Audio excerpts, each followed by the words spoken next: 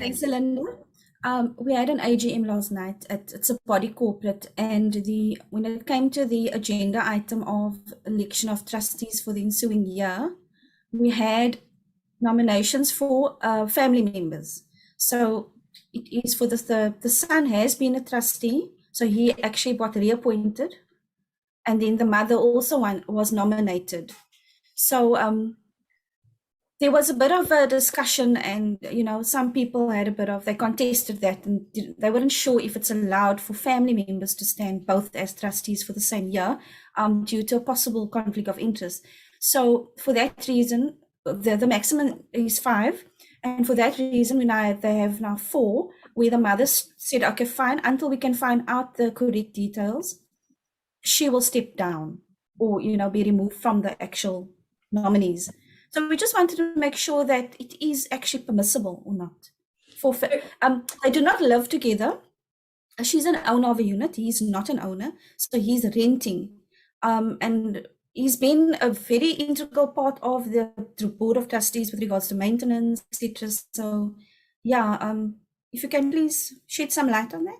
Sure, 100%. So under the old act, you had to be an owner or the spouse of an owner, or the majority of trustees rather had to be an owner or the spouse of an owner, which then meant that you were able to have multiple people from the same family as trustees. Now anybody can be a trustee.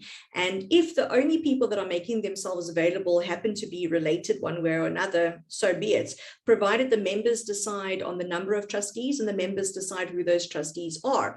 Of course, they are placing themselves in a bit of a difficult situation should there potentially be a conflict of interest, because the Act specifies if there is a direct or an indirect interest, you have to recuse yourself as trustees. So they might be placing the body corporate in a situation where they're actually not going to be quorums.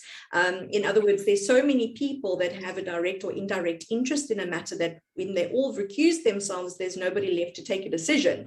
Bearing in mind that the minimum of 2 trustees are required to act. And if there is only 1 remaining, the only thing they can do is go to the members to appoint new trustees, alternatively co-opt trustees. So this is where having alternate trustees is a good idea, that if there is an instance where there is a conflict of interest, the alternate trustee can step in, and that alternate trustee would then be somebody other than a family member or somebody with an interest that can actually take that decision.